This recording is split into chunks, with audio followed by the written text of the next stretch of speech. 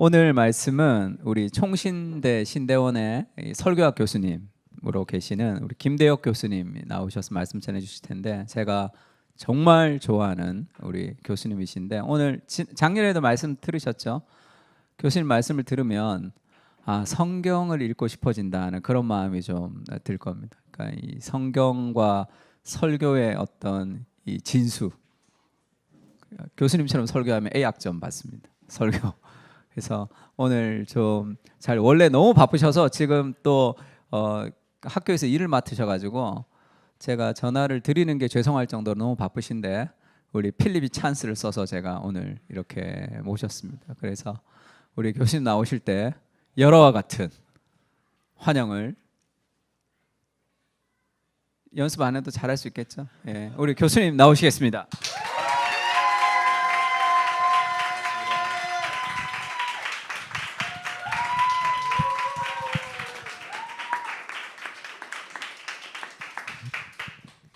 반갑습니다. 보통 설교하기 전에 제가 울진 않아요. 근데 왔는데 막 울리시더라고요, 오늘은. 그래서 함께 울었습니다. 그 사람께 그 손을 함께 이렇게 예배드리는 것만 해도 참 좋은데, 오늘은 또 여러분과 함께 이렇게 말씀을 나누게 되었어요. 그래서 우리 말씀 가운데 목사가 주는 말이 아니고 성경에서 하나님께서 하시는 말씀이 무엇인지 따라서 함께 누리고 그리스도를 만나는 그런 귀한 시간 되었으면 좋겠습니다. 자, 우리 본문 말씀 한번 19장 10절 말씀만 다시 한번 펴보시고, 여러분 이렇게 리플리시 그 주보가 있더라고요. 저는 이제 성경 본문을 좀 잘 열심히 보는 스타일이거든요. 그래서 아마 여러분 이 본문을 보시고 오늘은 성경을 좀 찾아가면서 설교할 수도 있습니다. 그래서 그렇게 좀 이해를 하시고 따라오시면 좋겠다 싶은 생각이 듭니다. 제가 네 번째죠. 오늘 이제 마지막이죠, 목사님? 네네. 순서가 제가 왜 네 번째인지 가만히 생각을 해봤는데, 아마 못생긴 순으로 이렇게 앞에 있는 세 분의 목사님, 그럼 제가 여기 되는 건가요? 키 순으로 하고 이야기를 합시다. 그렇게 하고 네, 그리고 아마 설교는 그 가운데쯤, 가장 긴 설교와 가장 짧은 설교의 가운데쯤 되지 않을까, 그렇게 생각해 봅니다. 여하튼 앞에 오셨던 세 분의 목사님들 제가 굉장히 존경하는 목사님들이고, 또 이렇게 또 말씀으로 저도 여러분과 함께 섬길 수 있도록, 말씀을 나눌 수 있도록 해주신 하나님께 먼저 감사의 말씀을 드립니다. 자, 여러분의 인생 가운데 내가 받은 최고의 복이다라고 생각하는 그 복이 어떤 복이라 생각하십니까? 마이크 조금 더. 예. 만남의 축복이 굉장히 중요합니다. 내가 어떤 사람을 만나냐에 따라서 인생의 목적과 방향들이 결정될 때가 굉장히 많기 때문에요. 물론 우리가 삶을 살아갈 때 내가 주도한 사람을, 내가 주도해서 어떤 만남을 다 이룰 수는 없습니다. 태어나자마자 우리는 주어진 만남을 가지게 되죠. 부모님이 그렇고, 대체로 우리의 삶은 주어진 만남을 살아가게 됩니다. 그래서 어떨 때는 어떤 만남은 굉장히 행복한 복된 만남이기도 하지만, 어떨 때는 굉장히 불편한 만남을 가지게 됩니다. 저는 옛날에는 이렇게 길을 가다 보면 길에서 좀 이렇게 구걸하시는 분들을 만날 때가 있죠. 지금은 참 보기 힘듭니다. 근데 옛날에는 구걸하시는 분들이 대학가 앞이나 뭐 지하도나, 특히 이제 전철 같은데, 지하철 같은데 보면 좀 있었습니다. 근데 제가 요즘은 좀 이렇게 구걸하시는 분들을 만나게 되면, 남루하신 분을 보게 되면 조금 죄송한 마음이 들고 불편합니다. 왜냐하면 옛날에는 그래도 현금을 좀 들고 다녔거든요. 근데 요즘은 거의 안 들고 다니시죠. 카드만 들고 다니잖아요. 그래서 손이 좀 머쓱해서 좀 이렇게 불편한 마음이 들고요. 또 어떨 때는 어려운 분들을 도와주려고 하다가도 좀 불편한 마음이 들 때가 있습니다. 왜냐하면 제가 대학을 다닐 때 어떤 이제 아주머니께서 이제 도넛과 김밥을 팔러 오셨거든요.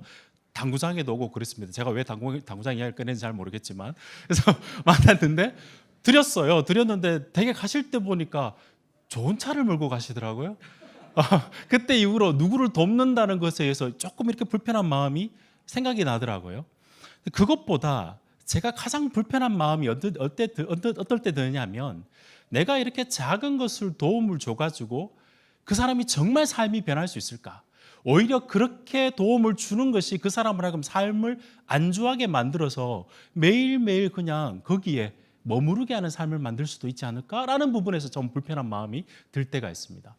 그런가 하면 굉장히 잘 사는 사람을 만나, 특별히 부자가 굉장히 잘 산다, 이런 분들을 만나면 저는 불편합니다. 자꾸 목사가 불편하다는 이야기를 해서 죄송한데, 불편한 건 사실이에요. 왜냐하면 너무 젊은데 부자면 혹시 이 사람이 태어나자마자 금수저고 태어났는데 삼루에 있는 사람 아닌가라는 생각이 들 때가 있어서 그런 것 같습니다.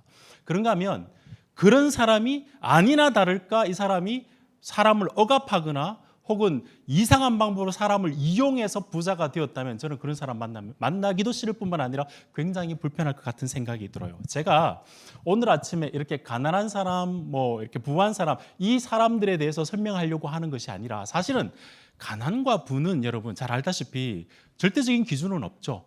상대적인 것이죠. 내가 어느 지역에 있고 내가 어떤 사람이냐에 따라서 가난과 부는 달라집니다. 약한 사람과 강한 사람도 사실은 내 기준 따라서 좀 달라질 수 있는 것이죠. 절대적인 기준은 없습니다. 그런데 이상하게 우리는 살면서 가난한 사람, 부한 사람에 대해서 우리는 선호도와 편견을 가지기는 굉장히 쉽습니다. 그래서 약한 사람 그리고 강한 사람을 이렇게 볼 때 내가 그런 사람을 어떻게 대하고 있는지를 살펴보면 내 마음속에 이상한 편견과 선호들을 가지고 있다는 것을 확인하게 됩니다. 제가 여러분께 한번 질문을 드려볼게요. 만일 여러분들이 가난한 사람이 성공하는 게 좋아요? 부한 사람이 성공하는 게 좋아요? 어느 게 더 낫습니까? 한번 생각해 보셨어요? 또 한번 질문해 볼게요. 만일 여러분에게 가난한 사람과 부한 사람이 있는데 여러분을 초대해야 된다. 누구를 좀 초대하고 싶으십니까? 여기 또 이런 분들이 계시면 또 이렇게 둘 다요. 이렇게 하시는 분들 계시는데 그건 정답이고요. 그다음에 한번 생각해 보십시오. 모든 면에서 내가 도와줘야 될 사람이 있는데 그 사람을 내가 집으로 초대하는 게 좋을까? 모든 면에서 나보다 나은데 그 사람을 초대하면 내가 도움을 받을 수 있기 때문에 그 사람을 초대하는 것이 나을까? 여러분 어떤 선호도를 가지고 계세요? 제가 이런 질문을 하는 이유는 사실은 예수님 때문입니다. 왜냐하면 오늘 본문 말씀을 보시면 정확하게 엄밀하게 이야기하자면 예수님이 만난 사람들 때문입니다. 오늘 본문에서 요절과 같은 말씀이 사실은 19장 10절 말씀이거든요. 제가 목사님께 19장 10절이 요절 말씀이다 그렇게 말씀인데 한번 10절 말씀을 다시 한번 읽어볼까요? 시작. 인자가 온 것은 잃어버린 자를 찾아 구원하려 함이니라. 여러분 성경을 읽다 보면 그 성경책이 이렇게 길지만 딱 핵심이 되는 본문이 있죠. 구절들이 있죠. 없는 표정인들이신데 있습니다. 자, 예를 들면 마가복음을 보시면 마가복음 10장 45절에 이렇게 쓰여져 있습니다. 인자가 온 것은 섬김을 받으려 함이 아니라 도리어 섬기려 하고 자기 목숨을 많은 사람들의 대속물로 주려 함이니라. 이게 마가복음의 핵심 구절입니다. 자, 제가 왜 이 질문했을까요? 누가복음의 핵심 구절은 뭘까요?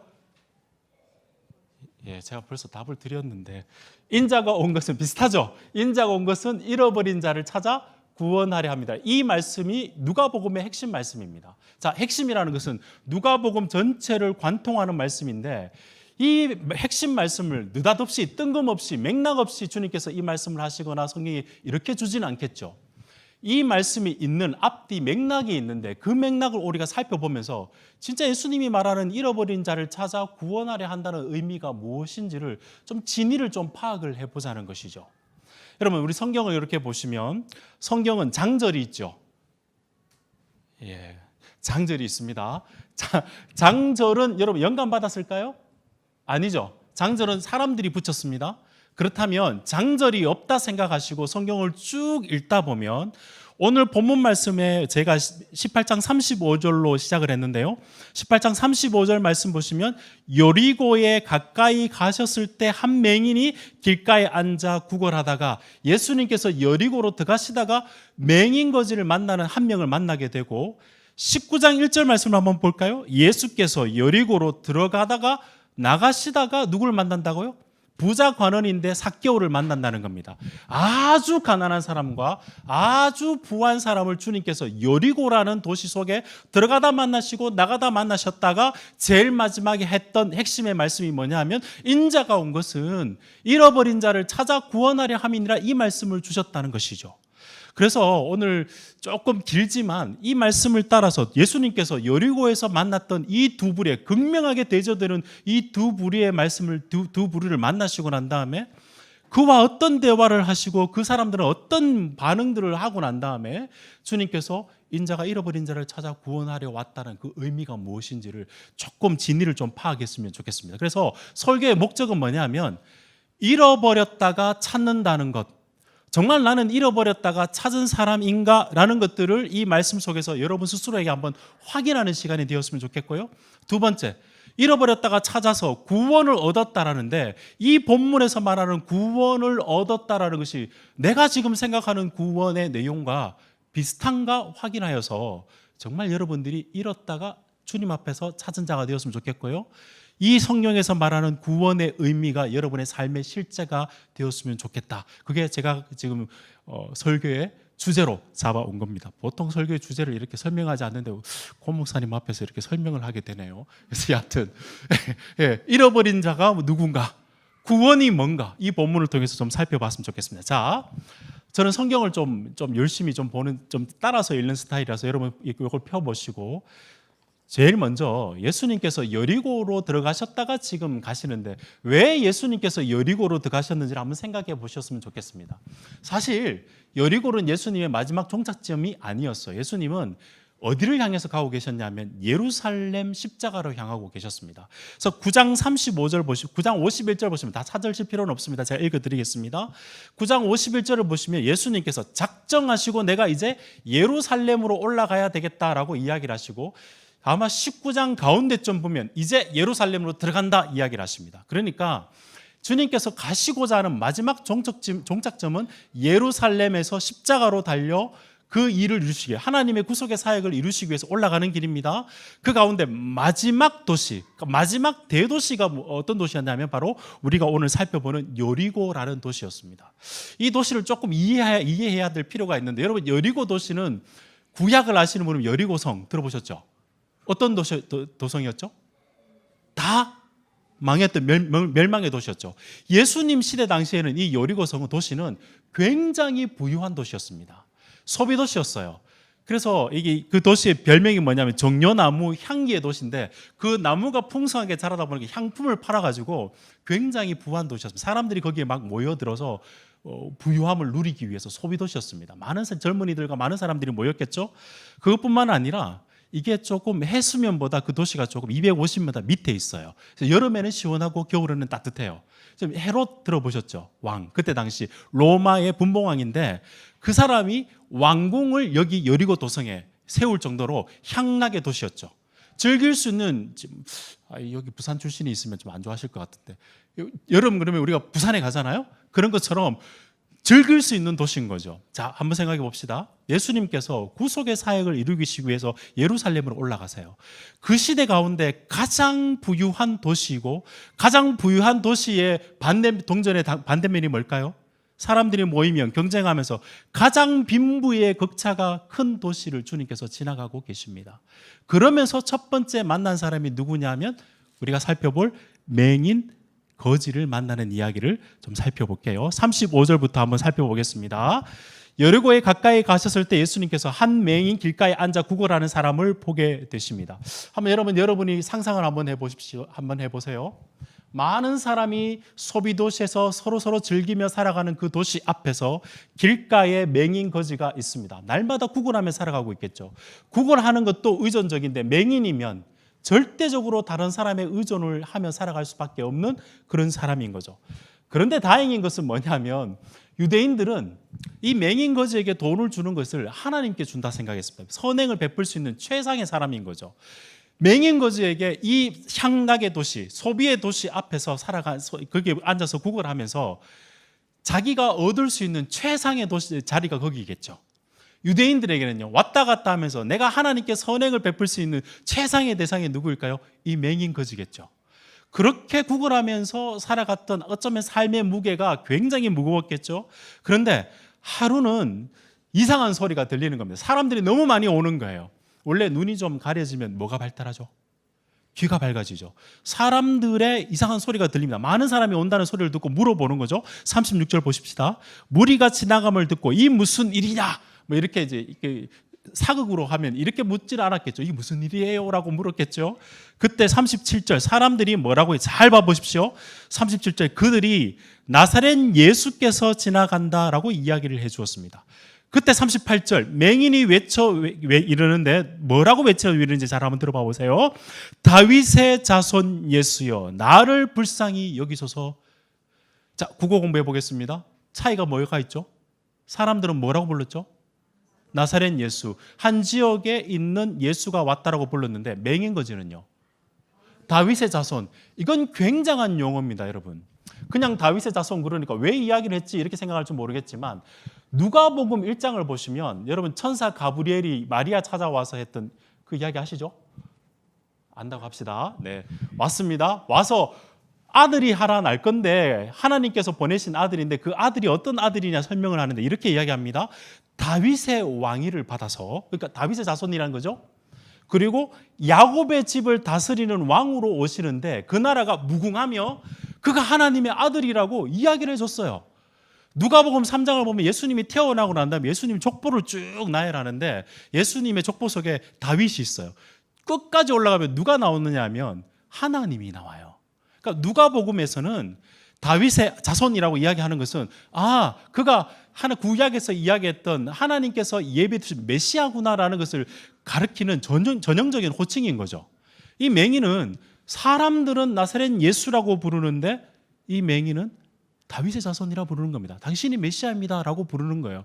그리고 뭐라고 이야기를 하냐면 나를 불쌍히 여기소서라고 이야기합니다. 자, 여러분에게 좀 요구를 해도 되겠죠? 요거 꼭 기억하고 계십시오. 불쌍히 여겨주십시오라는 단어를 꼭 기억하십시오. 불쌍해서 불쌍히 여겨주십시오라고 생각해도 괜찮은데 조금 이따가 살펴볼 겁니다. 이 부분을 잘 기억해 두시고, 그런데 39절 말씀을 보시면 사람들이 그를 꾸짖어 잠잠하게 합니다. 이것도 좀 기억해 주십시오. 사람들이 꾸짖어요. 조용해 라고 이야기를 하는데 이 지금 맹인 거지가 다시 한번 다윗의 자손이여 나를 불쌍히 여기소서라고 다시 한번 외칩니다. 여러분, 맹인이 절대적으로 의존하며 살아가야 될 그 맹인이 주위에 있는 사람이 조용해 꾸짖으면 굉장히 준익이 될 겁니다. 그럼에도 불구하고 더 큰 소리로 외쳐서 다윗의 자손이여 나를 불쌍히 여기소서, 이건 굉장한 간절함과 끈질김이 있는 표현이겠죠. 이것도 좀 기억해, 죄송합니다. 자꾸 요구를 해서 죄송한데 기억해 두십시오. 왜 제가 기억해 두라는 이야기는 나중에 알게 될 겁니다. 그때 예수님께서 가던 길 어디로 가고 계셨죠? 예루살렘 십자가로 가고 계시던 주님께서 의도적으로 멈춰서 그를 불러오라 이야기합니다. 그리고 그와 독대를 하는 모습이 41절에 나오는데 주님께서 이렇게 그에게 물어보십니다. 내가 내게 무엇을 해주기를 원하느냐? 그럼 딱 보면 모릅니까? 주님께서 눈을 낮게 해주셔야죠. 그죠? 그런데 여러분, 이 질문, 예수님의 질문을 조금 더 깊이 생각해 볼 필요가 있습니다. 주님께서 몰라서 물은 게 아니고 내가 내게 뭘 해주기를 원하느냐, 이 질문이 여러분에게 어떻게 다가와요? 여러분이 맹인 거지의 입장에서 한번 생각해 봅시다. 날마다 구걸하며 살았어요. 하루하루 급급하게 살았는데 자기가 생각하는 메시아가 왔단 말이에요. 그 메시아의 이름을 부르는데 그 메시아 앞에 섰습니다. 그 메시아가 자기에게 내가 내게 뭘 해주기를 원하느냐 할 때 자기의 진짜 필요가 뭔지를 생각해 보지 않았을까요? 매일매일 먹고 사는 것도 그것도 필요한 부분이지만 자기가 그렇게 믿던 메시아가 왔을 때 그 메시아가 내가 내게 뭘 해주기를 원하느냐 했을 때 그건 자기의 진정한 필요가 뭔지를 물어보는 겁니다. 그러겠죠? 그때 맹인은 그렇게 고백합니다. 주여, 내가 보기를 원하나이다. 자, 여기서도 국어 공부 한번 해봅시다. 앞에 다윗의 자손이라 불렀다가 지금은 뭐라고 부르죠? 주여라고 부릅니다. 여러분, 이 고백이 여러분에게 당연히 맹이니까 보게 해달라고 해야지 라고 생각할지 모르겠지만 다시 한번 생각해 보십시오. 이 고백을, 이 요구를 할 수 있는 것은 분명한 믿음의 전제가 있어야 됩니다. 당신이 메시아이고 내 눈을 띄워줄 수 있는 분이라는 믿음의 전제가 없이는 이 고백을 하기가 힘들죠. 그것뿐만 아니라 다윗의 자손은 이 땅에 오신 메시아인데 주여라고 이야기하는 것은 이건 제자들만 쓸 수 있는 용어예요. 당신이 나의 주인이고 당신이 나를 낫게 해줄 수 있고 눈을 띄워줄 수 있습니다 라고 이야기하고 있는 것이죠. 여러분, 여기서 잠깐 타임아웃 해보겠습니다. 여러분, 이 맹인거지가 가지고 있는 간절한 믿음, 적극적인 믿음, 담대한 믿음, 이것도 굉장히 중요한데 사실 저는 이 본문을 보면서 정말 놀라는 것은 뭐냐 하면 이가 눈이 감겨져 있는데 예수 그리스도가 나사렛 예수라 그러는데 이분이 하나님의 아들이라고 고백할 수 있고 그가 나의 주인이라고 고백할 수 있고 나를 하여금 눈을 뜨게 해달라고 고백할 수 있는 그가 가지고 있는 믿음, 예수 그리스도에 대한 믿음의 내용이 저는 더 놀라워요. 다시 표현해 보겠습니다.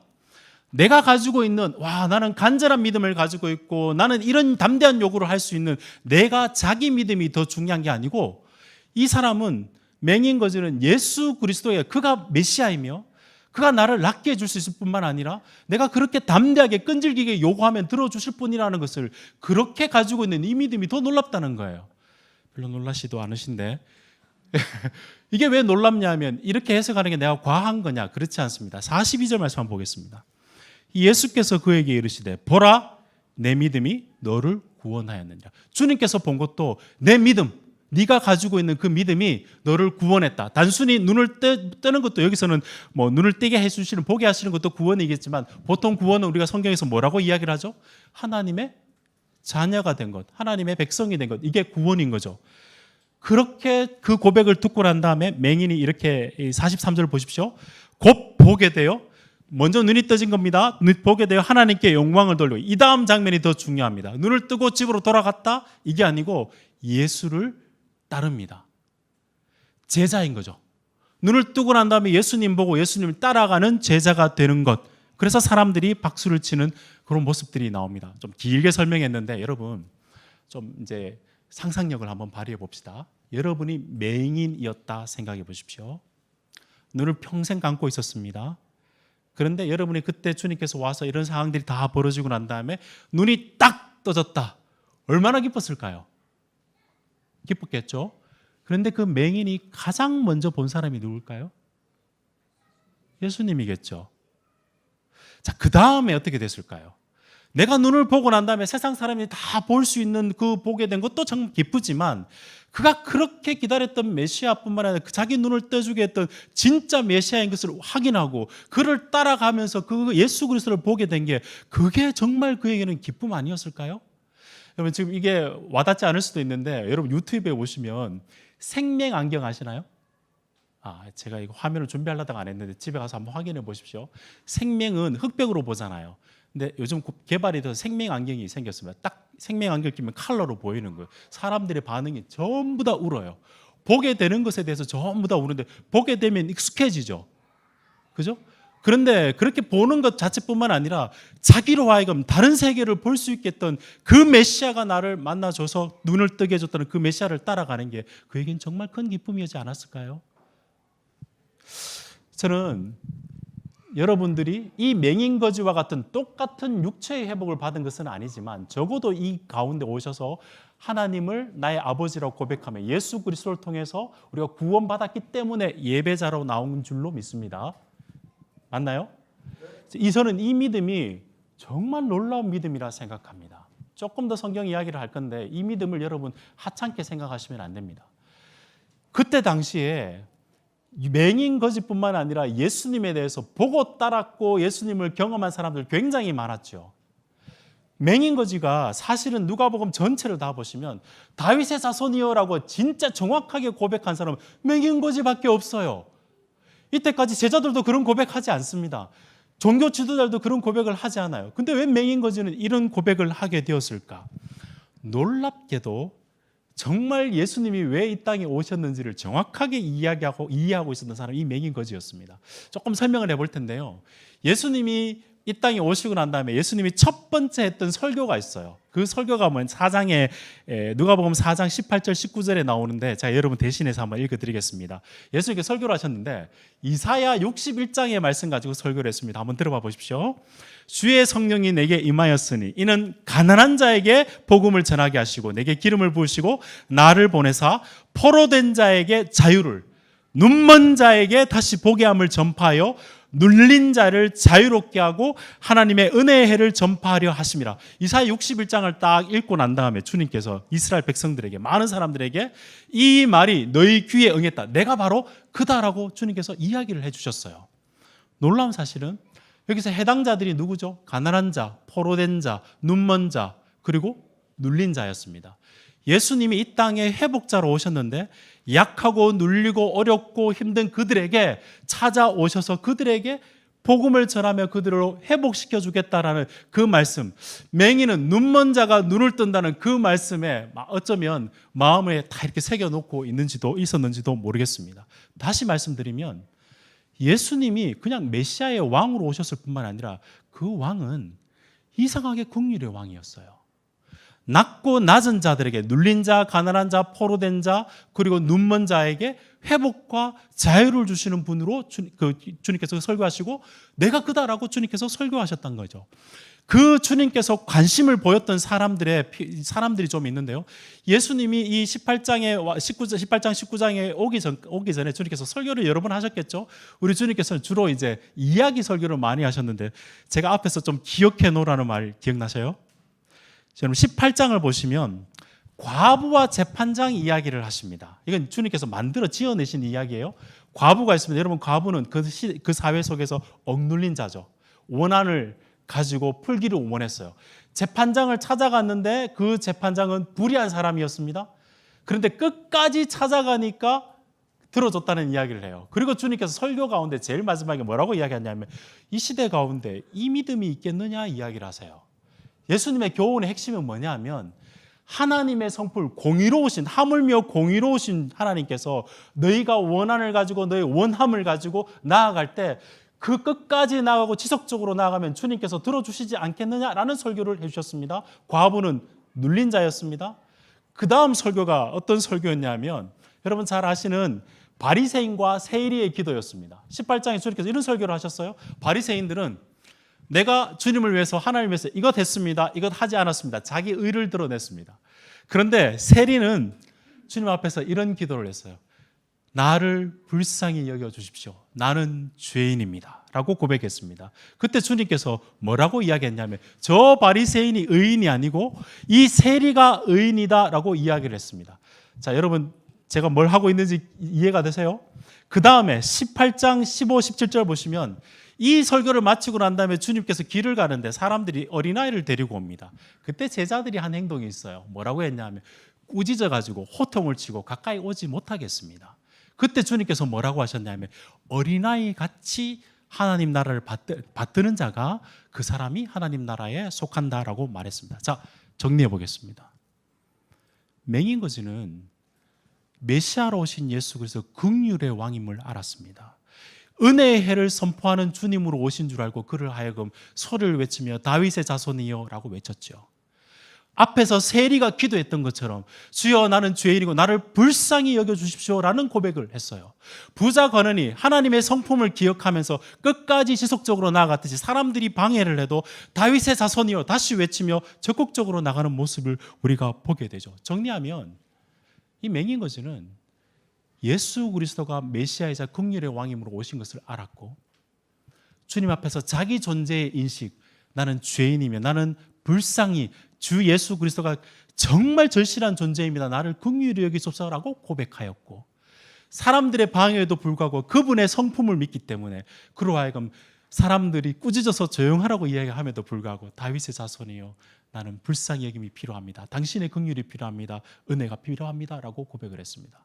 자, 여기서 제자들의 모습은 어땠을까요? 제자들은 어린아이가 왔는데 못 오게 했습니다. 주님을 눈을 뜨고 따라가고 있지만 그들이 원한 것은 쓸모없고 가치가 없는 사람은 주님 나라를 따라오는 것에 자기와 함께 다니는 것이 불편했습니다. 그래서 오늘 말씀을 보시면 맹인거지가 가까이 오매도 제자들이 앞서가는 제자들이 꾸짖어 똑같은 단어입니다. 꾸짖어 가지고 못 오게 한 거죠. 거기에 대한 제자들에 대한 성령의 평가를 제가 한번 대신 읽어보겠습니다. 18장 31절 34절인데요. 제가 읽어보겠습니다. 예수께서 12제자를 데리시고 이르시되 보라 우리가 예루살렘으로 올라가노니 선지자를 통하여 기록된 모든 것이 인자에게 응하리라. 똑같이 응하리라는 4장에서 설교했던 것처럼 응하리라는 말씀하십니다. 인자가 이방인들에게 넘겨져 희롱을 당하고 능욕을 당하고 침뱉음을 당하겠으며 그들은 채찍질 당하고 그들을 죽일 것이나 그는 3일 만에 살아나리라 하시되. 자, 들어봐 보십시오. 죄자들이 이것을 하나도 깨닫지 못하였으니 그 말씀이 감추어졌으므로 그들이 그 이르신 바를 알지 못하였도다.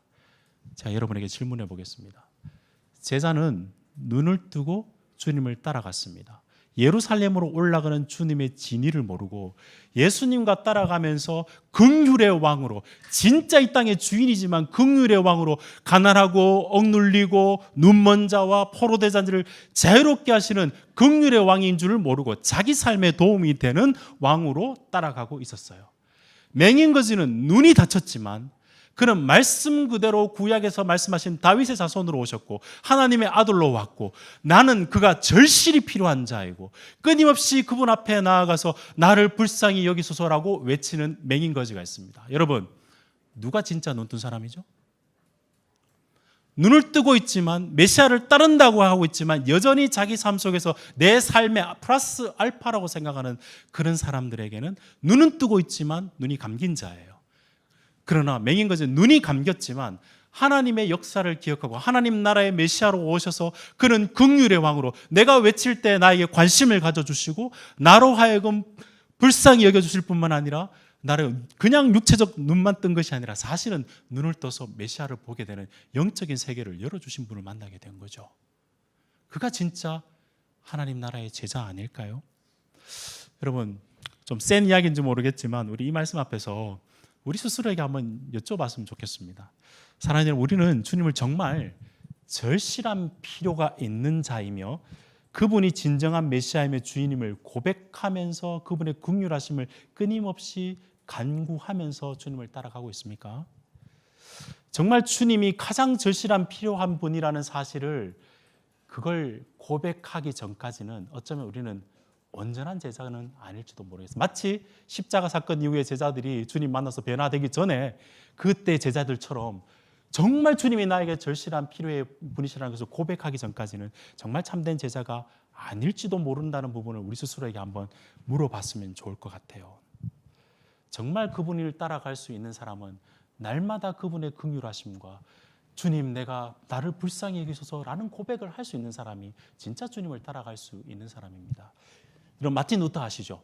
종교개혁자입니다. 그는 종교개혁 정말 큰 일들을 많이 했죠. 그런데 그가 임종했을 때 자기의 책상을 이렇게 누가 치워보다 보니까 그 책상의 마지막에 거의 임종 가까이에 그가 쓴 글귀가 있는데 어떻게 쓰였냐면, 우리는 영 안에서, in spirit, 영 안에서 우리는 beggar, 거지다 라고 써 있습니다. 아니, 그렇게 위대한 일을 했는데 그 사람이 마지막에 우리는 영 안에서 거지다라고 이야기한 건 여러분 어떻게 느껴지세요? 여러분, 그 사람이 너무 초라한 것 같이 나약한 존재처럼 느껴지십니까? 저는 그렇지 않다 생각합니다.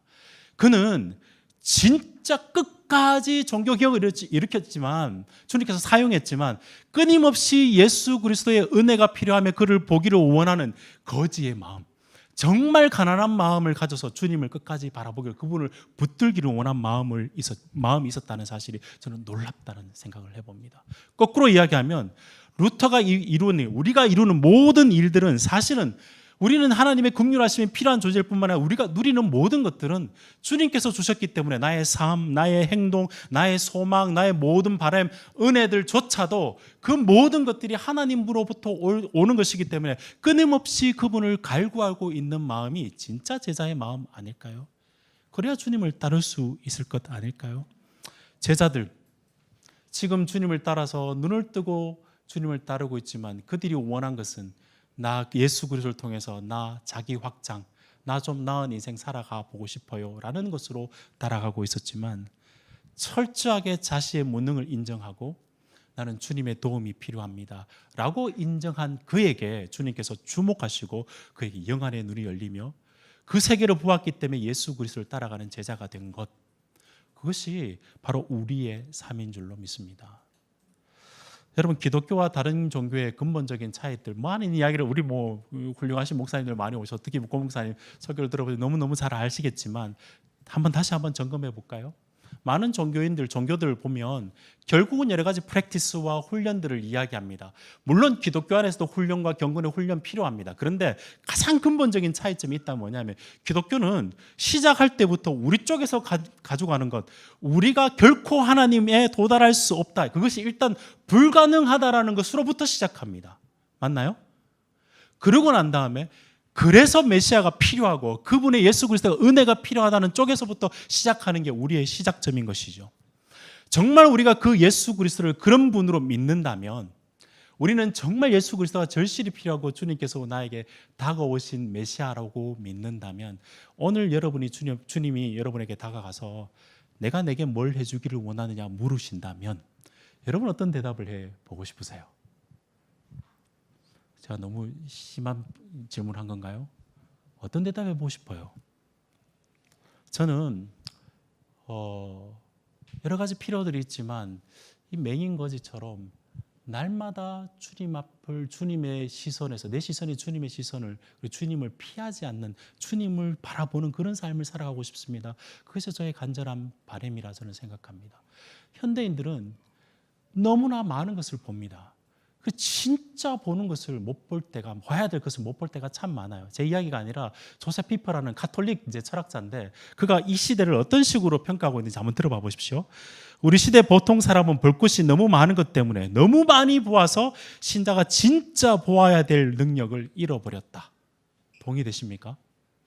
정지우 씨라는 분 잘 아시죠? 인스타그램에는 절망이 없다. 그 내용도 비슷한 내용이잖아요. 많이 좋아요, 서로서 좋고 행복, 강박증에 걸려가지고 나도 저거 하면 좋을 거야. 너무 많이 봐가지고 진짜 봐야 될 것들, 메시아로 인해서 봐야 될 것들, 아니 우리 주 예수 그리스도를 봐야 되는 그것을 잃어버릴 때가 굉장히 많은 것 같습니다. 제가 비밀을 하나 알려드릴게요.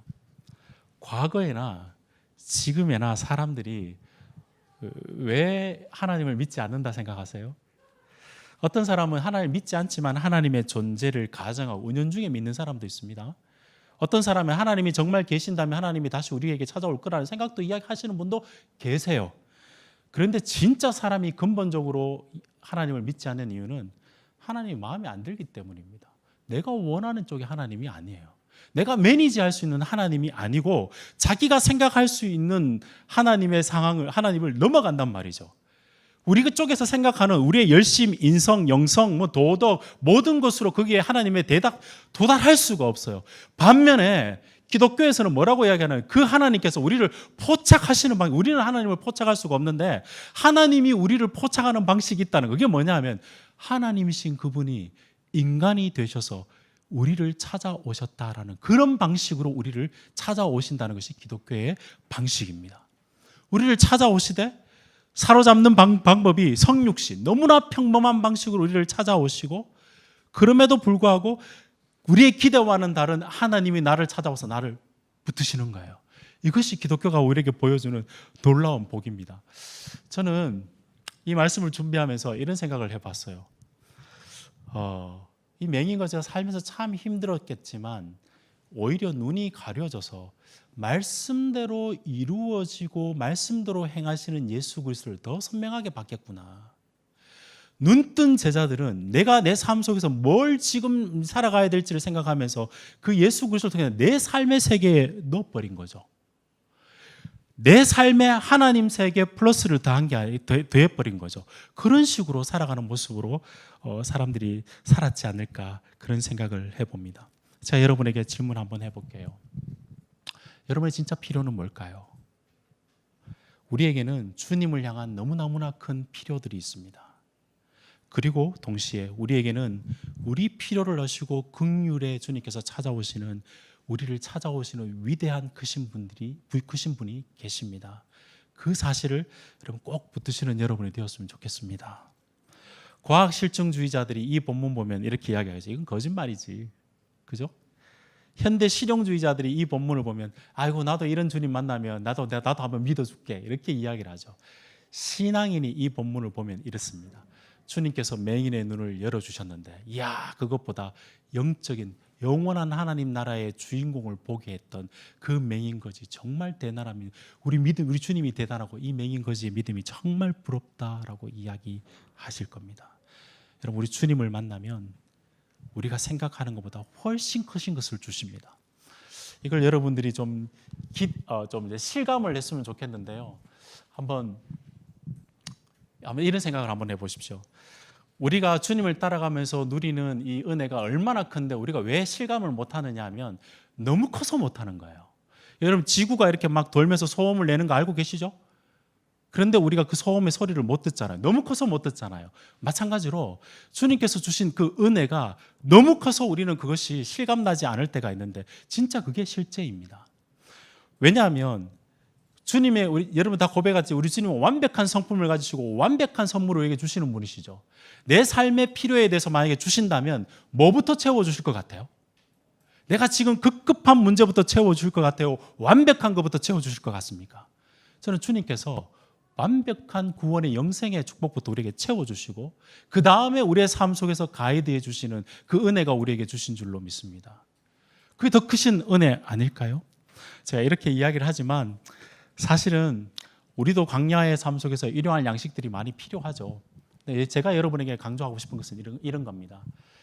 이스라엘 백성이 광야에서 만나를 먹을 때 그 만나를 먹는 기쁨으로 살아간 것이 아니라 사실 그들이 누리는 기쁨은 하나님께서 가나안을 주셨다는 그것 때문에 그것을 향해서 살아가는 그 기쁨이 더 크지 않았을까요? 우리도 그래야 되지 않을까요?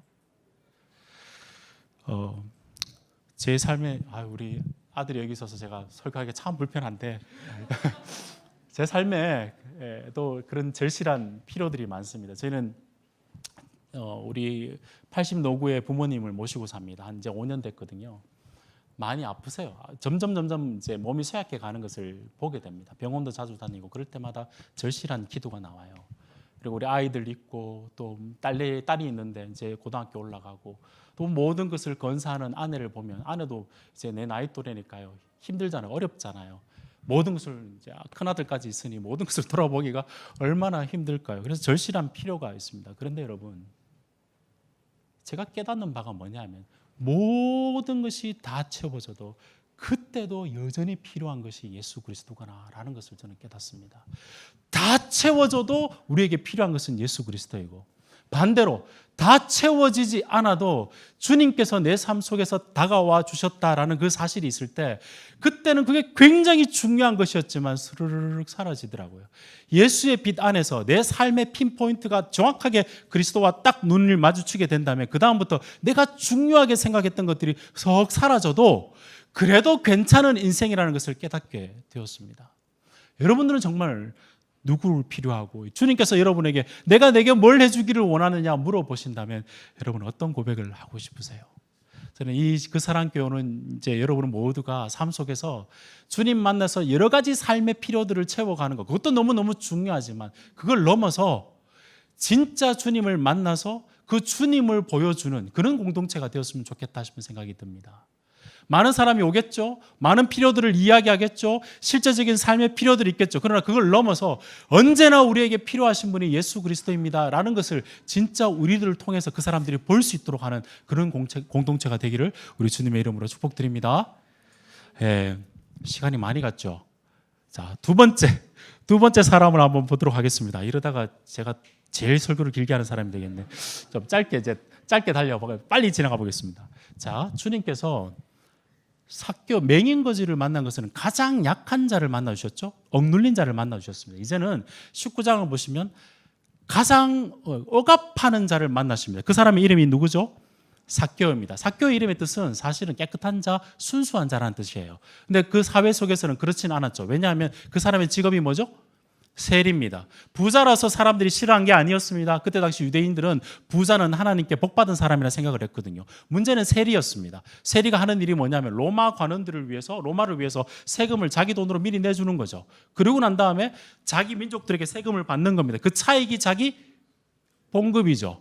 그런데 이 사람이 누구라고? 세리장이에요. 마스터예요. 제일 잘하는 사람이죠. 사람들에게는 이 사람이 지옥 아래목에 들어가야 될 지옥에 들어갈 랭킹 1위였겠죠. 그런데 저는 이 본문을 보시면서 이 삭개오가 그렇게 해서 왜 그렇게 열심히 살았을까 좀 달리 한번 생각해 봤습니다. 제가 주일학교 때는 이 삭개오 생각하면 머리에 뿔 달린 공산당처럼 생각했거든요.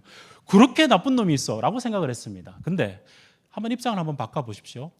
많은 사람들이 소비하고 경쟁 속에서 어떤 사람은 잘 살고 못 사는 사회 속에서 자기가 그 관리 일을 합니다. 그죠? 그런데 열심히 나도 추구해서 남들이 뭐라고 하든지 나는 내 삶을 잘 살고 주위에는 내 가족들 잘 건사하는 어떤 면에서는 현실적으로 굉장히 책임감 있는 사람 아닐까요? 어느 누구나 잘 살고 싶은 욕구가 있지 않습니까? 그 삭개오가 어떤 면에서는 매우 악한 사람이 아니라 악착같이 열심히 살아보고 싶은 사람인지도 모르겠습니다. 그런데 그가 그 마음속에 자기 세계가 그렇게 크지 않다는 것을 알게 되었어요. 그 이유는 열심히 살았는데 사람들에게 손가락질 당하고 천국에 들어가지 못하고 하나님 나라에 속하지 못한다라는 이야기를 들었는데, 우리 누가복음 15장에 보면 예수님께서 여러분 잘 아시는 탕자 비유를 하셨죠. 설교를 하셨죠. 세리와 죄인들을 향해서 주님께서 설교를 하셨습니다. 그때 둘째 탕자가 자기 마음대로 살아가다가 돌아왔는데 하나님의 집에서 잔치를 하는 은혜를 누렸죠. 그 이야기를 지금 이 삭개오가 들은 겁니다. 그런데 그 마을에 예수님이 들어오시게 된 거예요. 보고 싶었습니다. 근데 그에게는 단점이 두 가지가 있어요. 첫 번째는 뭐냐면 숏다리였어요. 타고난 장애가 하나 있었습니다. 숏다리예요. 키가 작아요. 그런가 하면 자기가 만든 장애가 하나 있습니다. 뭐냐 하면 장벽이 있는데 사람들에게 자기가 인식이 좋지 못하니까 예수님이 와도 가까이 갈 수가 없는 겁니다. 그래서 그가 선택한 방법이 뽕나무, 옛날에는 뽕나무라 그랬습니다. 돌무화과 나무 위에 올라갑니다. 그때 주님께서 지나가시다가 삭개오야 라는 이름을 부르고 속히 내려오라, 내가 너희 집에 유하여야 하겠다라고 이야기를 합니다. 그때 삭개오는 즐겁게 영접을 하고 주님을 맞이합니다. 여러분, 제가 한번 질문해 볼게요. 삭개오가 실제적으로 주님을 영접했지만 실제 영접한 사람은 누구죠? 예수님이 하나님의 집으로 삭개오를 불러들인 것이죠. 물질적으로, 육체적으로 봤을 때는 삭개오의 집에 들어간 것이지만 영적인 의미로 봤을 때는 예수님이 삭개오를 찾아가서 하나님의 집에 들어오게 하신 것이죠. 근데 이 모습이 사람들은 싫어했습니다. 그런데 삭개오는 예수님과 함께 더불어 먹고 마시고 난 다음에, 자, 8절 말씀을 한번 읽어보겠습니다. 8절 말씀 우리 같이 한번 읽어볼게요. 삭개오가 어떤 고백을 하는지. 시작. 삭개오가 서서 주께 여짜오되 주여 보시옵소서, 내 소유의 절반을 가난한 자에게 주겠사오며 만일 누구의 것을 속여 빼앗는 일이 있으면 내 갑절이나 갚겠나이다. 여러분, 이 삭개오의 이 고백이 너무 뜬금없고 너무 과한 약속 아니에요? 주님 만나서 갑자기 이런 약속을 하는 게 여러분 납득이 되세요? 고민이 되었습니다. 저도 왜 이런 이야기를 삭개오가 했을까? 여러분, 한번 예수님의 설교를 한번 따라가 볼게요. 15장에 보시면 탕자 비유, 아까 이야기를 했지만 둘째 아들은 자기가 원하고 싶은 대로 살았습니다. 그런데 텅텅 빈 인생을 기억하고 아버지 집으로 돌아왔을 때 아버지가 받아서 잔치를 했죠. 큰아들은 사실은 집 안에 있었지만 집 밖에 나가 있는 율법주의자였죠. 삭개오가 이 이야기를 들었을 때 어떤 마음이 들었을까요? 아, 세리와 죄인을 향해서 그런 이야기 했다면 내가 세리인데 주님께서 나도 받아주시겠구나라는 생각을 하지 않았을까요? 함께 먹고 더불어 마시는 하나님과 거하는 삶을 내가 살 수도 있겠구나라는 생각을 분명히 하나님의 말씀을 기억했다면 삭개오는 그런 생각을 했을 겁니다. 그러고 난 다음에 우리는 잘 기억을 하지 못하시는데 그 다음에 예수님께서 설교를 한 적이 있어요. 누구를 향해서 했냐면 이번엔 제자를 향해서 설교를 했습니다. 그 설교의 제목이 뭐냐면 부자와 돌아온 탕자 비유 다음에 있는 게 불의한 청지기 비유라는 거 들어보셨습니까? 주인이 물건을 맡겼어요. 자기 마음대로 횡령을 했습니다. 근데 주인이 정산하는 날이 있다고 이야기를 한 거예요. 그러고 난 다음에 그 한 행동이 뭐냐 하면 주인의 것으로 사람들의 빚진 사람들에게 막 나눠져 가지고 자기 친구를 사귀는 겁니다. 그래서 주인이, 예수님께서 그 사람을 평가하게 이렇게 평가합니다. 얘는 불의하다, 옳지 않다, 불의한 사람인 건 맞아. 그런데 굉장히 지혜롭게 행했다라고 이야기하면서 주님께서 제자들에게 했던 요구가 뭐냐 하면 너희도 불의의 재물로 친구를 사귀라. 마지막에 그 친구가 너희를 영접해 줄 거다라고 이야기를 했습니다. 자, 여러분, 삭개오가 이 이야기를 들었을 때 어떻게 생각했을까요? 내가 관원인데, 내가 물건을 파는 사람, 내가 불의하게 지금 물건을 지금 하나님의 것으로 받은 것인데 내가 불의하게 쓰고 있는데, 마지막에 정산할 때가 있다면 내가 이제는 그렇게 살아서는 안 되겠구나. 내가 주님께 둘째 아들처럼 탕자처럼 나를 받아주신다면 나는 또한 그렇게 해야 되지 않을까라는 생각을 했겠죠. 제가 너무 과한 이야기를 하는 건가요? 따라오고 계시죠? 그리고 난 다음에 주님께서 했던 세 번째 설교가 뭐냐면 나사로와 부자의 이야기입니다. 바리새인들은 부자가 하나님이 나에게 은혜를 베푸신 증명으로 생각했어요. 원래 성경에서는 고아와 과부에게 베풀기 위해서 우리에게 부를 주신 것이죠. 나사로와 부자 이야기 속에 눈앞에 보이는 나사로를 그들도 보지 않았던 그 비유를 하시면서 이야기의 핵심은 이렇습니다. 이 땅에서 너희 잘 살아 보이지? 그러나 반드시 역전될 때가 있어. 한 번 역전되고 나면 다시는 역전되지 않아 라는 이야기를 하니까 그 부자가, 예수님의 설교입니다, 제가 지어낸 거 아니에요, 부자가 예수님의 그 설교 가운데 등장하는 사람이 누구냐면 잘 기억해 주십시오. 아브라함입니다. 이렇게 이야기하는 거예요. 우리 집에 5명의 형제들이 있는데 죽은 사람 나사로 보내가지고 하면 우리 내 친족들은 천국에 들어올 거니까 그렇게 제발 하게 해주세요라고 이야기하니까 그때 아브라함이 뭐라고 이야기하냐면 모세의 말씀이 있는데 그 말씀대로 듣지도 않으면서 죽은 자가 다시 살아가도 듣지 않을 거라는 이야기를 합니다. 자, 여러분, 삭개오의 입장에서 예수님의 설교를 들었다면 어떤 생각이 들었을까요? 내가 부자인데 앞으로 내가 과거로부터 주님께서 부를 주신 이유는 잘 관리해서 주위에 있는 사람을 섬기면서 그렇게 살아가는 이유, 역전되면 안 되겠구나라는 생각을 했겠죠. 하나님의 진리는 부를 준 것은 내가 누리고 착취하며 살아가는 것이 아니라 그거로 인해서 베풀고 섬기면서 주위에 있는 섬기며 살아가는 것이 원래 구약에서부터 하나님의 뜻이구나라는 생각을 했겠죠. 이 설교의 내용을 다 듣고 난 다음에 주님께서 지금 여리고로 올라오시는데 올라오기 전에 딱 만났던 사람이 뭐냐면 부자 관원을 한 명 만나요. 이 사람은 평생을 율법을 지키며 살았습니다. 영생을 얻고자 주님을 찾아온 거예요. 이렇게 물어봅니다. 내가 율법 다 지켰습니다. 그래서 이제 영생을 얻으려고 하는데 내가 더 할 게 뭐 있을까요? 라고 물어보니까 주님께서 너에게 한 가지 부족한 게 있는데 재산을 가난한 자에게 다 주고 나를 따르라 라고 이야기했습니다. 그 사람 어떻게 했을까요?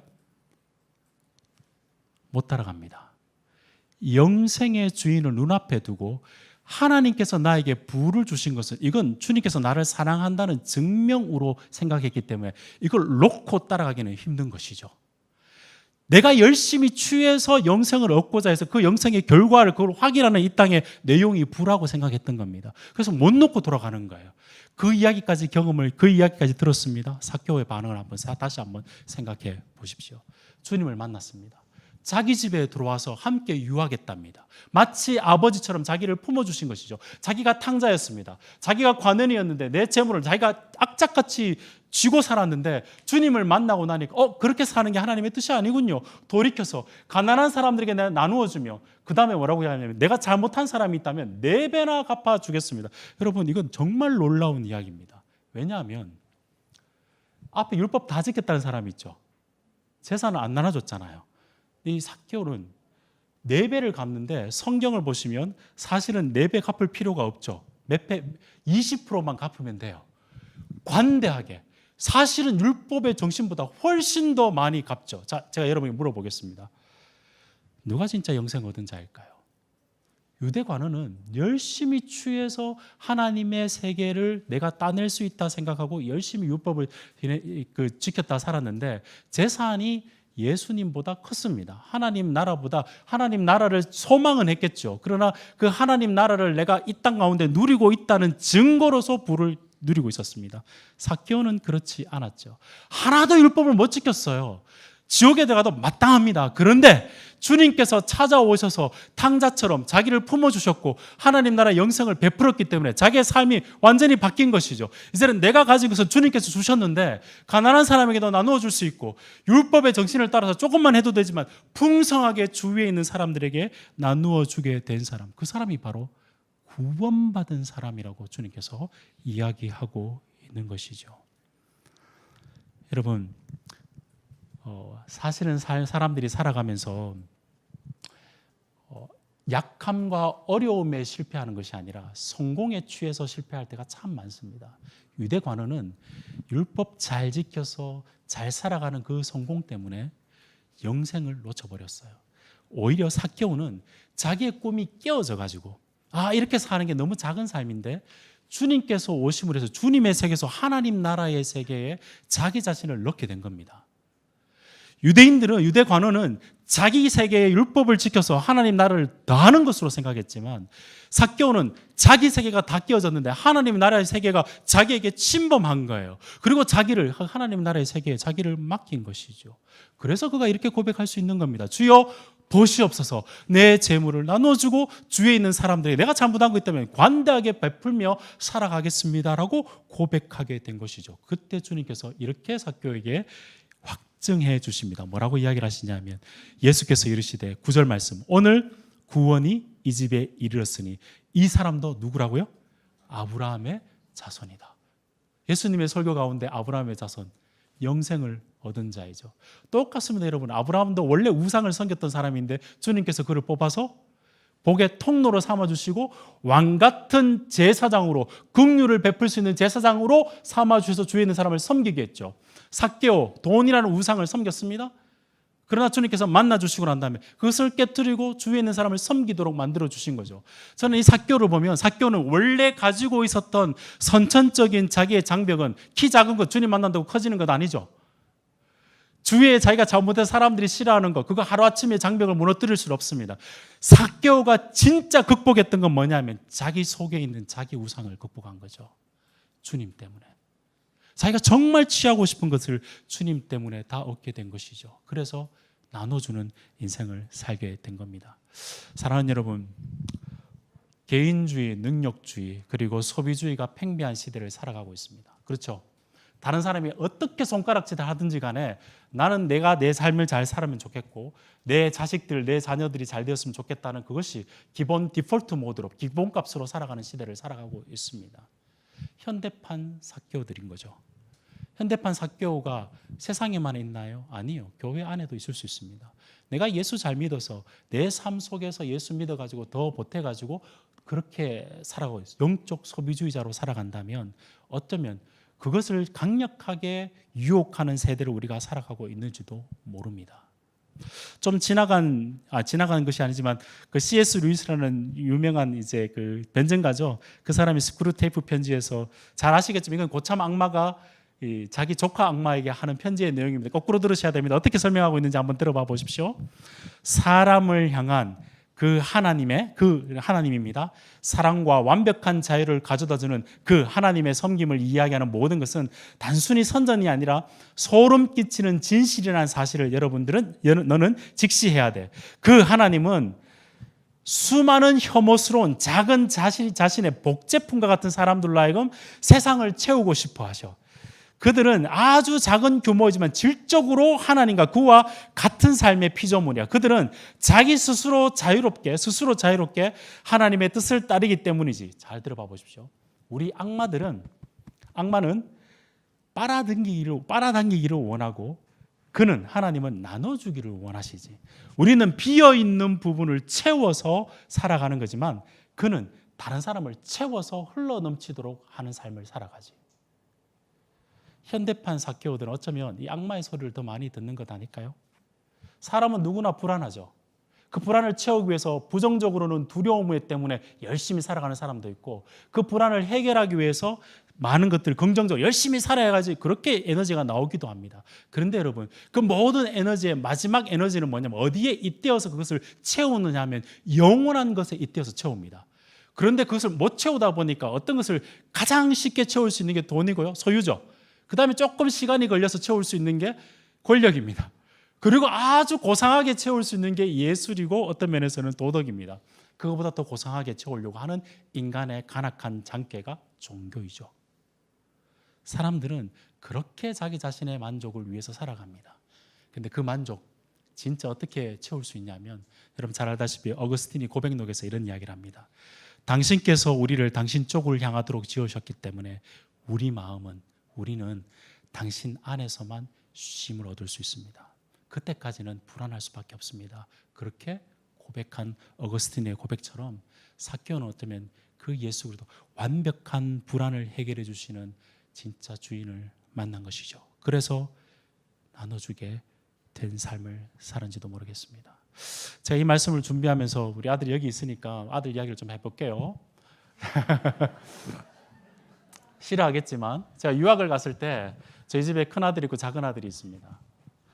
유학을 갔는데 무슨 돈이 어디 있어요? 그래서 장난감을 잘 못 사줬는데 집에 갔다 오니까 이렇게 놀이터에서 놀고 있는 거예요. 애들 두 명이. 다른 데서는 두 마리라 그러는데 두 명이 놀고 있는 겁니다. 돌 가지고 놀고 있는 거예요. 막 이렇게 형 이게 더 줘. 막 이렇게 둘이 막 이렇게 막 놀고 있는 거예요. 내가 그걸 보니까 좀 한심스럽기도 하고 좀 안타깝기도 하고 그래서 그날은 안 되겠다. 코스코를 가야 되겠다 싶어서 얘들아 마트 가자라고 이야기했을 때 어떤 일이 벌어졌을까요? 큰 놈은 탁 놓고 나옵니다. 원래 둘째가 원래 좀 재리에 좀 밝거든요. 돈에 좀 밝아요. 뭐라고 이야기하냐면 자기 가지고 있던 돌, 형 이거 다 해. 그리고 저를 따라왔습니다. 제가 왜 이런 이야기를 할까요? 사람들이 살아가면서 지금 뭘 눈앞에 있는 마치 돌멩이를 쥐듯이 이렇게 살아간단 말이죠. 근데 실제적으로 주님이 찾아와서 주님의 손을 딱 쥐면 좋은 것을 주세요. 근데 그거를 볼 수 있는 눈이 우리들에겐 정말 부족한 거죠. 아니면 그걸 볼 수 있는 것이 사실은 은혜인지도 모르겠습니다. 자꾸 빨아당겨서 좋은 삶을 살아갈 수 있다는 삶은 결코 놓을 수가 없습니다. 그러나 주님께서 나에게 채워주셨다, 채워주신다, 채우실 것이다라는 것을 믿는 사람은 자기의 힘을 조금 뺄 수 있어요. 그때부터 나눠줄 수 있는 겁니다. 예수님을 믿고 난 다음에 삭개오는 주위에 있는 사람들에게 나눠줄 수 있는 삶을 살게 되었습니다. 여러분, 삭개오의 이야기를 들으면서 혹시나 저는 여러분 물론 말씀을 듣고 회심해서 목사가 되겠다, 이것도 참 좋지만 그것보다 사실은 여러분 이 말씀을 들으면서 여러분 오해하지 않으셨으면 좋겠습니다. 무슨 말이냐면 예수님은 이 땅에 계셨을 때 영적이라는 이야기로 비난을 받으신 적 없으세요. 그죠? 예수님이 너무 경건해가지고 사람들이 범접할 수 없을 정도로 예수님이 경건했다, 이거 들어본 적 없으시죠? 주님이 하나님이신 그분이 예수 그리스도 인간의 모습으로 오셨어요. 삭개오를 딱 만나 주시니까 삭개오의 삶이 완전히 바뀌었는데 어떤 식으로 바뀌었냐 하면 자기에 있는 모든 삶들이 물질을 나누거나 혹은 정치나 주위에 있는 사람들을 섬기는 것이 다 영적인 삶으로 바뀐 겁니다. 너무 영적으로 된 것이 아니라 영적인 척 하는 것이 아니고 자기의 삶의 모든 관점들이 내가 이것 하는 것도 주님을 위해서 하는 것이지, 이것 하는 것도 주님을 위해서 하는 것이 라고 바뀌는 삶이 살아가게 된 것이죠. 진정으로 섬기는 삶을 살아가게 되었다는 것이죠. 어떻게 하면 세상을 변하게 될까?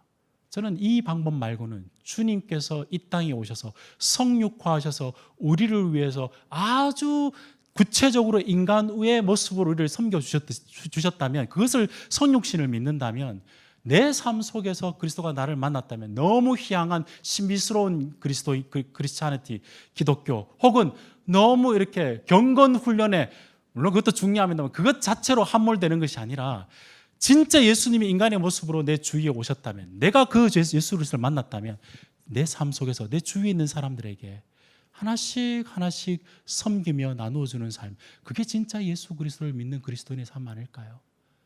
너무 홀리하게, 너무 경건하게 생각하지 마시고 여러분의 눈이 바뀌었기 때문에 이제는 여러분들이 하는 모든 일들이 주님을 위한 섬김이며 정치며 직업이며 모든 것들이 주님을 위해서 하는 일이 여러분의 꿈이 되었으면 좋겠습니다. 네, 시간이 많이 간 관계로 좀 줄이겠습니다. 여러분, 여기에 나무가 하나 있다 생각해 봅시다. 1000년 된 나무예요.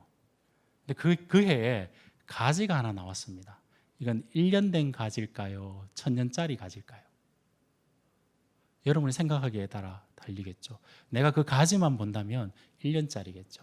그럼 내가 어느 나무에 붙어 있느냐를 생각한다면 그것은 1000년짜리 가지일 겁니다. 여러분의 인생이 그런 것 아닐까요? 우리는 예수 그리스도 앞에서 앞에 접붙임을 당한 사람들이죠. 여러분은 예수 그리스도의 것입니다. 그렇게 해서 예수 그리스도를 닮아가는 것이고, 저도 짧은 인생 살아가다 보니까 처음에는 내 인생 가지에 주릉주릉 열매가 맺히는 것이 가장 큰 보람인 줄 알았어요. 그런데 지금은 아니에요. 지금은 보니까 내 가지 옆에서 다른 가지를 섬길 수 있고 그 가지에 열매가 맺히는 것이 훨씬 더 아름답더라고요.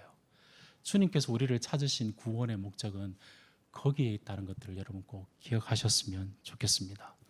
지독히 자기중심성, 자기확장, 자기만족, 소비를 맹렬하게 하는 시대 가운데 속에서도 그리스도인이 구원받은, 잃어버렸다가 찾았고 영생의 주인을 만났고 영원한 세계를 보았고 나로 하여금 탕자처럼 받아주셨고 내가 하는 모든 삶이 세상의 관원이 아니라 하나님의 청지기로 내가 모든 하는 일이 하나님께 영광을 돌릴 수 있는 사람으로 살아간다면 섬기며 나누며 살아감으로 인해서 예수 그리스도를 드러내는 삶, 그것이 주님께서 우리에게 원하신 구원받은 삶인 줄로 믿습니다. 말씀 정리할게요.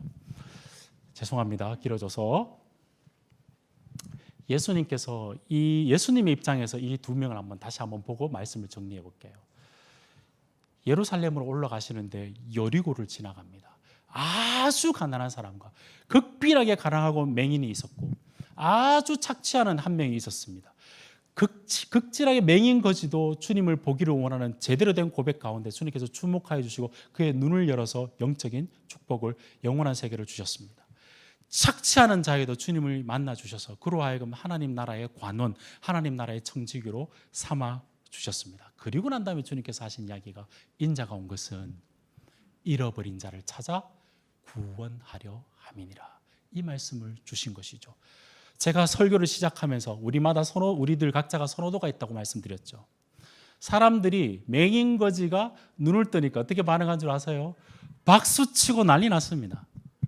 삭개오가 딱 바뀌니까, 주님께서 찾아가니까 사람들이 어떻게 했어요?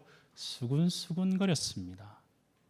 주님께서는 예루살렘의 십자가로 올라가는 그 길에서 가난한 자나 부한 자나 억압받는 자나 억압하는 자나 정말 필요가 예수 그리스도이기 때문에 주님은 모두를 만나보고 싶어 하셨습니다. 그런데 우리는 이 땅 가운데 살아가면서 우리의 기준 때문에 절대 주님의 기준을 생각하지 않는 거죠. 주님에게는 주님이 모두 필요한 그 영혼들을 생각하지 않고 내 기준에 따라서 선호도를 생각하는 그 모습을 오늘 성경 가운데 우리에게 보여주고 있는 것이죠. 사랑하는 여러분, 여러분에게 메시아가 필요하고 여러분 직장에도, 여러분 가정에도, 여러분 주위에 있는 모든 사람에게도 예수 그리스도가 필요한 사람인가, 꼭 그런 고백들이 여러분에게 있었으면 좋겠습니다. 우리가 예수를 만나기 전에 우리 모두는 절대적으로 필요한 영적으로는 맹인거지들이었고, 우리가 예수 그리스도를 만나기 전에는 영적으로 파산한 영적 파산자였고, 예수 그리스도를 만나기 전에는 철저하게 자기 자신만을 위해서 살아가는 사람들 아니었습니까?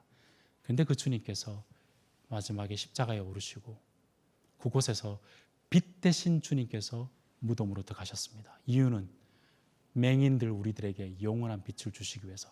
어둠은 빛을 이길 수가 없죠. 그 빛은 부활하셨습니다. 그래서 우리는 지금 그 빛 대신 주님과 함께 살아가고 있는 것이죠. 십자가에서 그분은 모든 것을 내어주셨습니다. 만유의 주인 되신 주님께서 모든 것을 내려주셨죠. 모든 것을 포기하셨습니다. 그 이유는 우리로 하여금 영원한 자산을 주시기 위해서, 영생을 주시기 위해서, 무한대의 삶을 주시기 위해서, 무한대의 자산을 주시기 위해서 그분이 우리를 위해서 죽으셨습니다. 그분을 여러분이 따르고 있다면 이 시간 여러분이 주님 앞에서 주여, 나의 진짜 필요는 주님입니다. 내가 날마다 주님을 보기를 원합니다. 이 고백이 여러분의 믿음의 고백이 되었으면 좋겠고요. 주님을 만났다면 주님 앞에서 살아가는 우리의 삶의 고백이 주여 보시옵소서, 내가 언제나 주님 생각하면서 나누며 관대하게 섬기며 살아갑니다. 그것은 예수 그리스도의 그 은혜 때문입니다. 그 고백이 여러분의 고백이 될 수 있기를 우리 주님의 이름으로 축복드립니다. 자, 기도하겠습니다. 사랑하는 하나님 아버지, 하나님 아들 예수 그리스도를 우리에게 보내주셔서 우리의 당장에 필요할 뿐만 아니라 우리의 삶을 넘어서 영생의 선물을 우리에게 허락하여 주시니 감사함을 드립니다. 하나님 아버지, 세상의 어둠 속에서 우리의 필요한 것들 너무나 많습니다. 그리고 다윗의 자손 예수여, 나를 불쌍히 여기셔서 우리는 그렇게 고백할 수밖에 없습니다. 그러나 아버지, 주께서 우리에게 찾아오셔서 내가 내게 무엇을 해주기를 원하느냐라고 물어보실 때 여러 가지 우리가 구할 것들이 많지만 우리가 가장 먼저 구해야 될 내용이 주님, 내가 주님을 보기를 원한다. 주님이면 충분합니다. 주님이 나의 진정한 필요이며 정말 필요한 분입니다. 라고 고백할 수 있는 저희들 되게 하여 주시옵소서. 그래서 주위에 있는 사람들에게 그 진정한 예수 그리스도로 인해서 나는 살아간다고 예수 그리스도를 보여줄 수 있는 그리스도의 몸이 되는 그 사랑교회가 될 수 있도록 주님 축복하여 주시옵소서. 주께서 움켜쥐는 인생이 성공한 인생이 아니라 주께서 나를 포착하셔서 나를 움켜주셨기 때문에 충분히 나눠줄 수 있는 인생이 되었다는 것으로 고백하며 나누며 섬기며 주님 닮아가는 저희들 될 수 있도록 주님 축복하여 주시옵소서. 우리 영원한 하나님의 자녀를 삼아주시기 위해서 빛이 되신 주님께서 어둠에 들어가셨고 우리에게 전부를 십자가에서 주신 우리 영원한 주인 되신 우리 구주 예수 그리스도의 이름 받들어 축복하며 기도드리옵나이다. 아멘.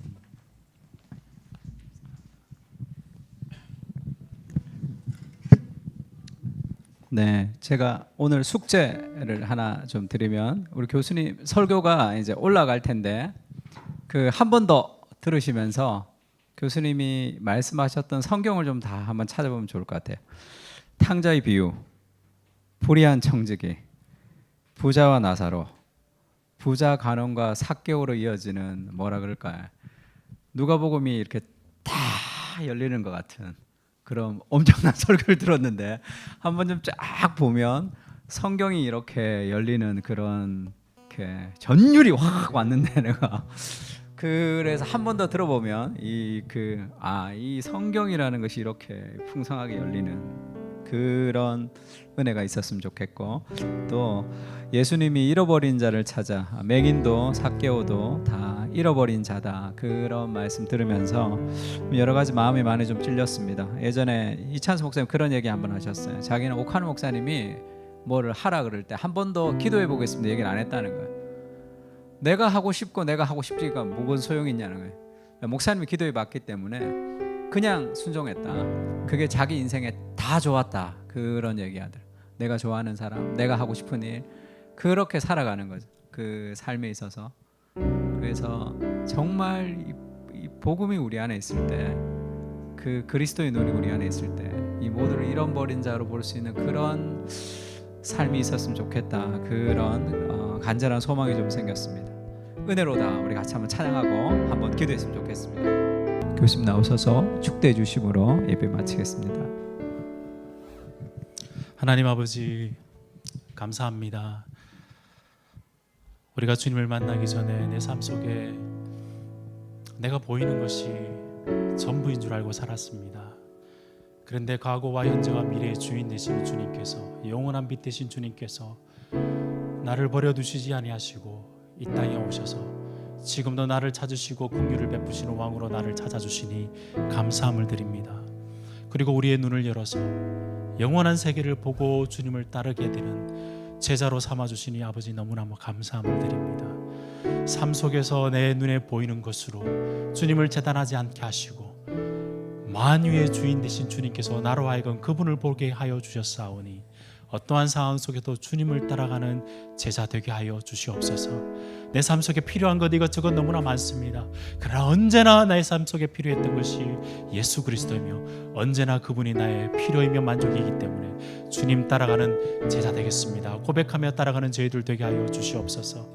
하나님, 나에게 주어진 것들 모든 것들이 주님으로 온 것임을 고백합니다. 그것으로 인정하지만 여전히 내가 움켜쥐고 있는 것들이 있다면 주께서 하나님의 모든 가지신 그 권세와 능력과 모든 것으로 이 땅에 오셔서 나를 위해서 내려주신 것처럼 내 삶 속에서도 주께서 주셨기에 내가 넉넉히 나누어 주고도 차고 넘치는 인생이라는 것을 기억하며 살아가는 저희들 되게 하여 주시옵소서.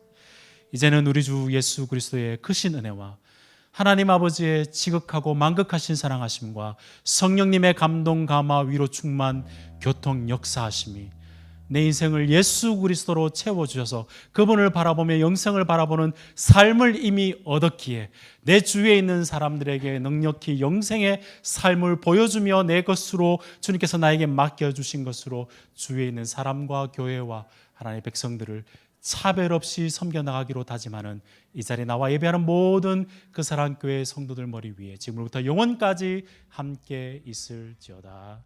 아멘.